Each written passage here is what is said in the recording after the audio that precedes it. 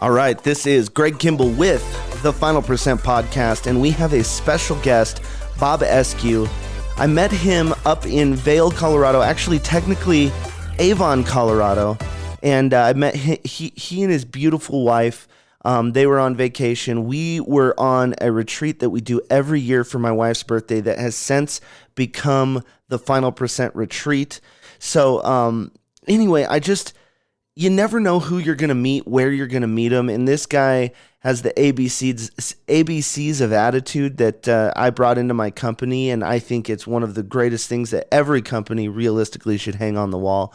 But anyway, we're going to call this guy right now, talk to him a little bit about what he's up to, what's going on, just things that he thinks young entrepreneurs, old entrepreneurs, in between entrepreneurs should know, because he's wildly successful as a human being and in business. So we're going to give him a call. Let's make sure that this works. It's ringing. That's a good sign. Hello. Hey, Bob. How are you? I'm good. How are you? Doing good. Thanks for being on my podcast. I really appreciate it.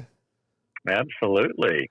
Well, I was just explaining to the listeners how we met in Avon up at the Westin, and how we just kind of connected and got talking about life and business and all of those things. And ever since, we've definitely kept in touch. And I'm just really excited to talk with you a little bit about your journey, talk with you a little bit about things that you've achieved, things that you wish you maybe could have changed a little bit, things you learned from this, that, and the other. But I'm just really excited that you are on the show, and you're going to be able to share the wisdom to the people who listen to the show.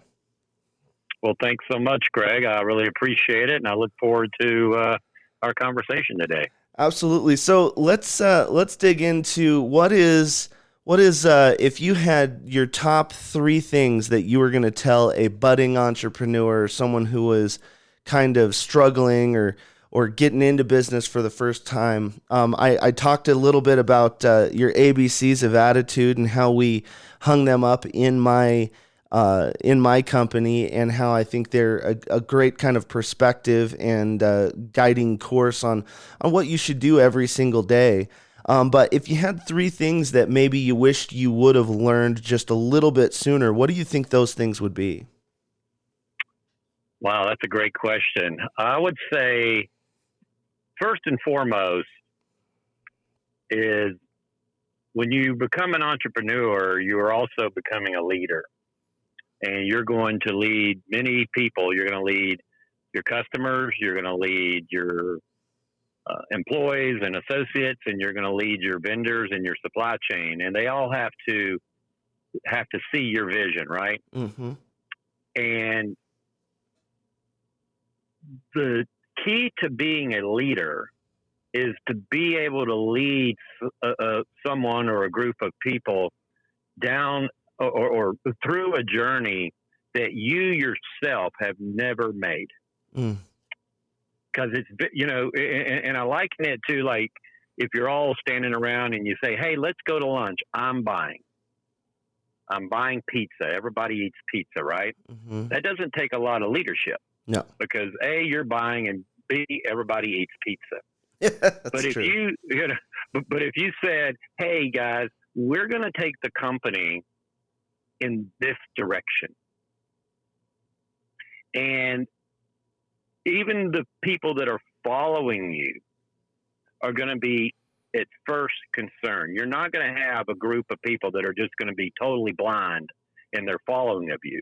Mm-hmm. So what I learned was that a leader has to see the vision and has to convey that vision passionately to their people, even the people themselves don't see it. Yeah. So I think that's, for me, and I look back in my career and the pivotal moments in my career that really took ASD to its next level was making moves in the company that were totally, that I was totally alone on. Mm-hmm. until the employees and my associates saw that this direction was the way to go, and they followed me. So when you're making moves like that, what are some of the things that, other than obviously a lot of leaders are great storytellers, but what are some of the best ways that you have found to get people to buy into that vision, to buy into not just where you want to go, but where you can go and where you could go? I always took the approach that if I help enough people get what they want, I can have anything I want. So when you look at today's environment of, the rich are getting richer and the 1% making more than 80 something percent of the bottom 50%, there's a sense that the only way to be successful is to be, the actor in the movie Greed, that you can't help people and succeed, that you've got to do one or the other. And it's totally opposite. Mm-hmm. So when you're explaining and illustrating your vision to your people, it is all about what is in it for them. If we go in this direction, how does that benefit me as your employee, Bob? How does that make my life and my family's lives more enriched? So in the case of ASD, the same year we created a national network of certified installers, we created a 401k plan, and this was almost 30 years ago. And I developed a 401k plan that paid up to 100% of the employee's contribution with no cap. Oh, wow. And it was performance-based, but I can proudly say that since 1994, that the average dollar contributed to my associate's 401k plan is 87 cents. And that includes when the bubble burst in 2001 with the internet bubble bursting, and that included the year of 2009 when we had the second worst economy in the history of the United States. Wow. And so to me, it goes back to, if I help enough people get what they want, I can have anything I want. Yeah, that's good. So, all right, so we've got one thing down. What are your other two things that we would talk about that you think are really important for entrepreneurs to think about? I have a belief that you don't ever make a right decision. I believe that you make a decision and then you make that decision the right decision. Wow. Now, that doesn't mean you don't pivot in business, okay? Mm-hmm. I'm sure you've seen that little meme on social media where what most people think success is, and it's a straight line, from start to finish. I have. But the actual line looks like, some kind of computer plotter got broken and just makes all kind of squirrelies, and finally you get to your destination. Yeah, so, that's true. I'm not saying that you're so stoic in your direction that you don't pivot based on the economic or other influences that may come into play. But when you make the big picture decision that I am going to be, fill in the blank, then you make that decision the right decision. And then what that requires is passion and commitment.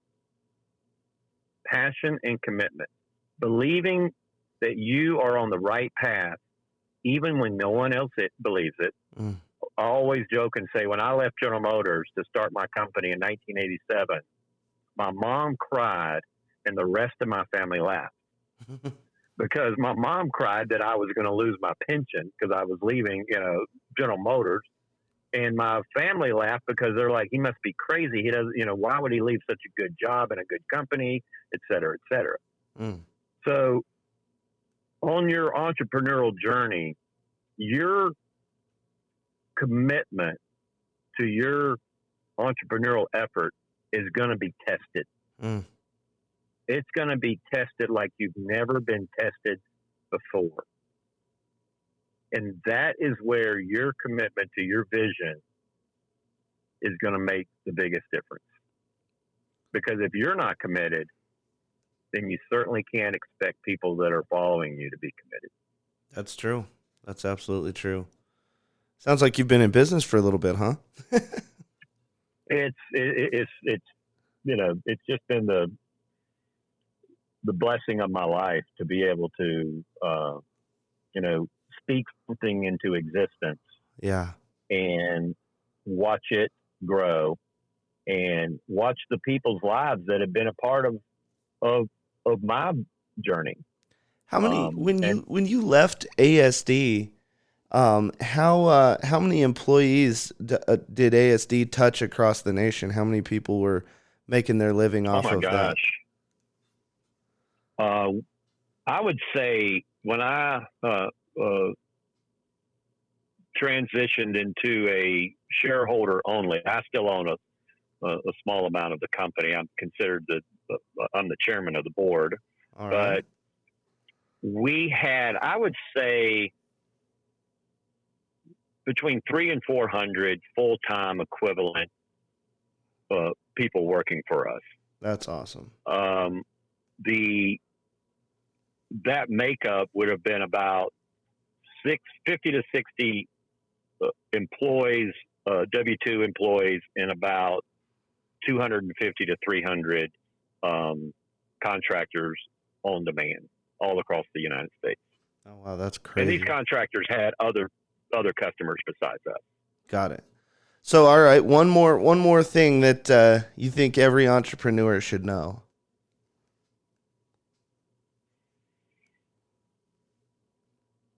You didn't know this was going to be a test, huh? I know it. Yeah, that. These are all great questions. Gosh, there's so many answers to that, and I know you and I sitting around the pool in Avon, Colorado, had a great conversation about many of these topics. Again, I think it just gets back to, what can you do as an individual to give yourself the best chance every day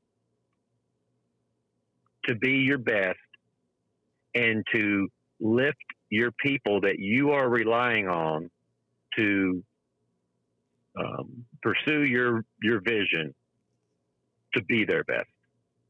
That's great. Yeah. Helping people get what they want so that you can have anything you want. So let me ask you this, with someone who's built a rather large company and transitioned and is kind of enjoying the fruits of his labor, what does success look like to you right now versus what did success look like 15 years ago? And how do you think they're different now? Or if they are different at all? Well, the way success looks to me today compared to 15 years ago, 15 years ago, I was very much in the grind and very much in the game. Mm-hmm. So, when you're playing the game, and I know you enjoy golf, and I love golf. Absolutely. When you're playing the game, and it could be any sport, but when you're playing the game, you're not really focused on how you're playing to the extent that takes you away from being in the game. But when you get back to the locker room and later on in the next week, someone says, "Hey, Greg, I'd like to show you a couple of videos of your drive, or I'd like to show you a video of your putt, or I'd like to show you a video of your wedge coming into the green, or how you threw the ball, or whatever your, sport of choice is." Now it's time to look at that and to reflect on how you made that play, right? Mm-hmm. When you're actually playing the game, you don't have time to do that. Everybody says you don't go to the golf course and practice while you're playing. You just go and you play.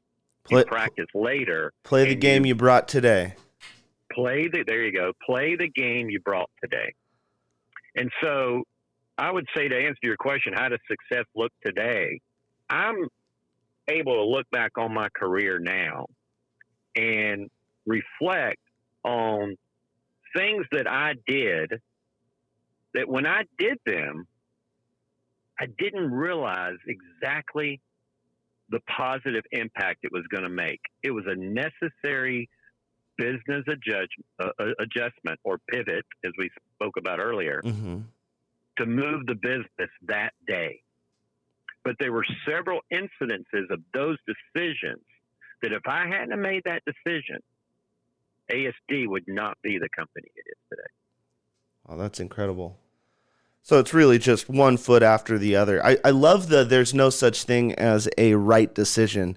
And I think in today's climate of entrepreneurs and business individuals and really anybody, we get into the idea of analysis paralysis, and everyone's waiting for something to be perfect until they take action. And I actually just had a podcast about, hey, take action and then make your action perfect as you possibly can. So I love the idea of there's no such thing as the right decision. You make that decision and then you make that decision right. I absolutely love that. I heard someone else say one time, do you know how to sell 1,000 dresses? And everybody said, no, how do you sell 1,000 dresses? And the guy said, you buy 1,000 dresses. And you better figure out how to, and by the way, that's not an education on inventory management, especially in this day and time. But I think the message was, if you want to sell dresses, you need to get committed to selling dresses. Yeah. Right? Yeah. Everything's not going to be perfect. Styles are always going to change. Hemlines are going to go up and down, and buyers' preferences are always going to be very fluid. But that's no reason not to get into the business of selling dresses if that's your business focus and that's your passion. Get into the business.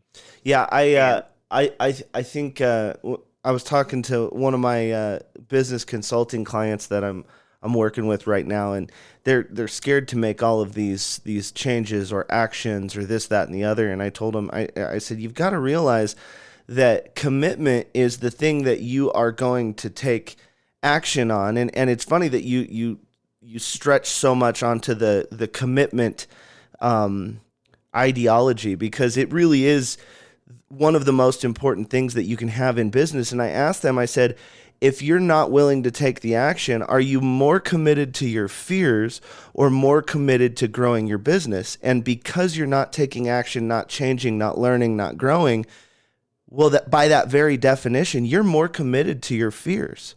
And I think if a lot of people looked at it that way and got more committed to growing themselves as a human being, one of my favorite sayings is you have to be before you can do, and you have to do before you can have.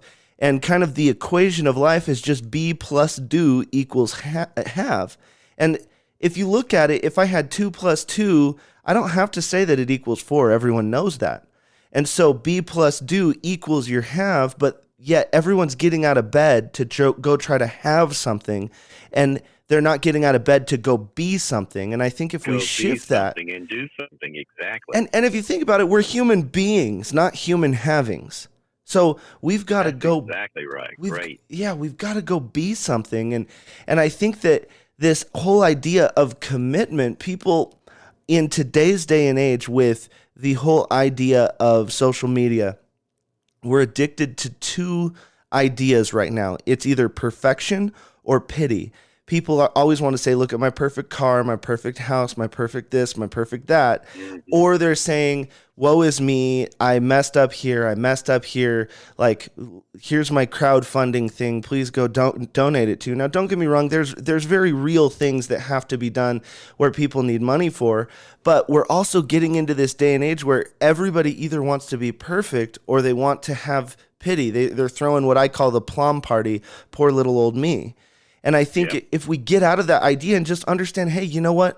There's peaks and there's valleys. We all know that. And life goes up, life goes down, but no one is fully in the pity party and no one is fully in the perfection party. Life is realistically somewhere in the middle.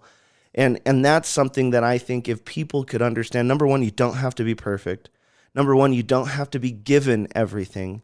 And what are you committed to? And I think it really kind of stems back to, are you committed to be, it was funny. And believe it or not, this is off of the ABCs of attitude. We were having a meeting one day, and we went through them. I had, I don't know, 20 of our employees in front of me, and we went through them. And it says ABCs of attitude. And for those of you who don't know it, I'll take a picture of it and I'll put it on my social media. It's really something you should just kind of hang everywhere. And I said, hey, so someone raises their hand and they said, well, what do you think the ABCs of success are? And I said, I think you have to look at it backwards. And I said, I think you have to go CBA. And I think C stands for clear. So get clear on where you're trying to go. Number 2, B stands for believe.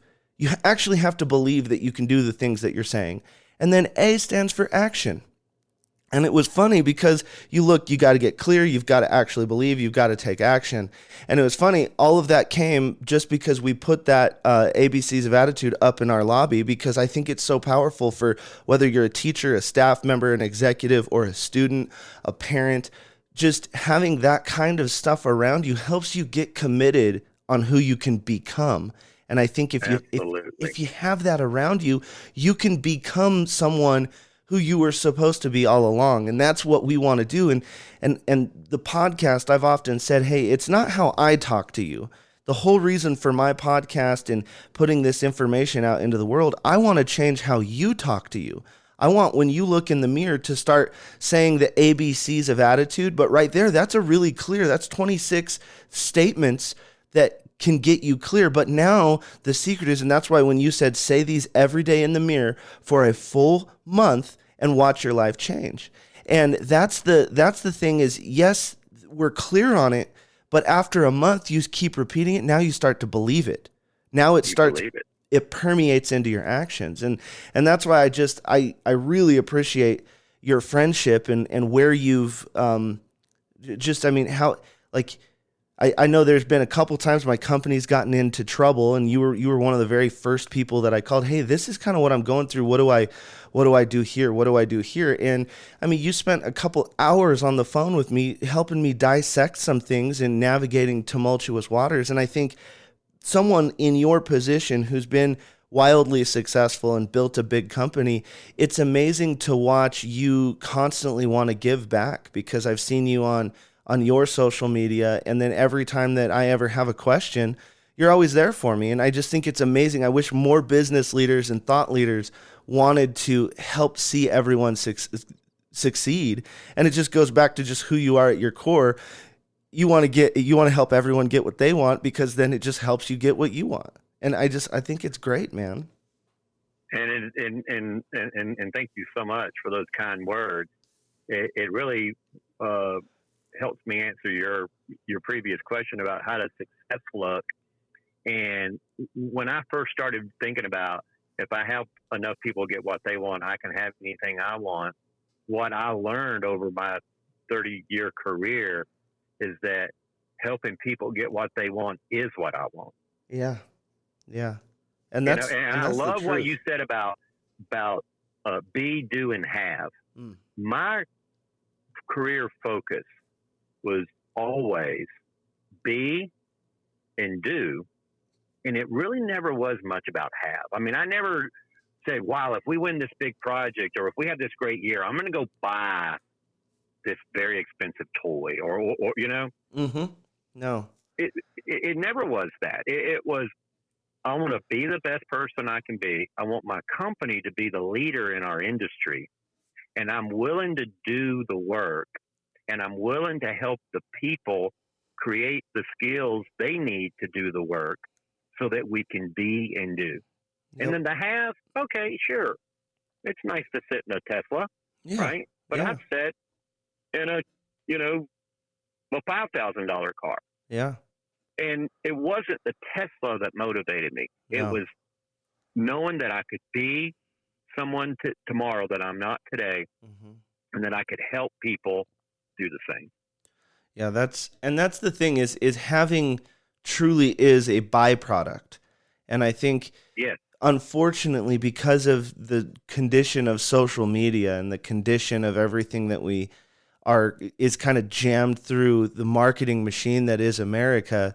We Mm-hmm. we are one of the things that I realized the other day is when I was talking with another guy that I'm kind of coaching, and he said, I thought that this was supposed to be the land of life, liberty, and the pursuit of happiness. And I said, I've actually thought about that phrase multiple times, and I think that we got it wrong in the idea that we pursue happiness. Because if you think about it, that means that happiness already exists. That means that Exactly. happiness is out there somewhere, and you're supposed to stalk it and catch it. But the thing is happiness is not something that you pursue. Happiness is something that ensues based on your actions. It's a result of you living a life. The best way It's to serendipity. it absolutely, and so the best way to predict the future is to create it. And if you think about it, happiness ensues as the way you live your life. It is not something that you pursue. It's not out there for you to catch. That's called the horizon syndrome. So if you're trying to constantly pursue things, whether it's happiness or whether it's a car, whether it's a house, there's no matter what size of house anybody buys, someone is always going to be able to build a bigger house somewhere in the world. So you can't have That's that right. be the definition of your happiness. And the other thing I was telling the students as they were going through, I said, guys, what I want you to I want you to think of happiness and pleasure as two different things. Happiness is internal, and it's who you are, and it's you being able to be excited about who you are becoming, where you're going, and letting things ensue. I think pleasure is external. Pleasure is the cars. Pleasure is the big house. Pleasure is the whatever you want to say it is. But people are taking all these pleasure things and they're trying to stick them in their heart and their soul to try to make themselves happy. And that's why it's this never-ending thing of I need stuff. I need a thing. I need this, that, and the other, because they're trying to make themselves happy, but they're focusing on the wrong things. Love people and use things. Don't use people and love things. Oh man, that is going to absolutely be a statement that I have for the rest of my life. That is great. Love people and use things. Do not use people and love things. Holy crap. Yes, sir. If that doesn't just sum up the exact thing we were trying to get accomplished in this podcast, I don't know what is. That is absolutely great. Well, is there anything before I let you go? Is there anything else you want to share, or anything else that you've got going on that you want people to know about?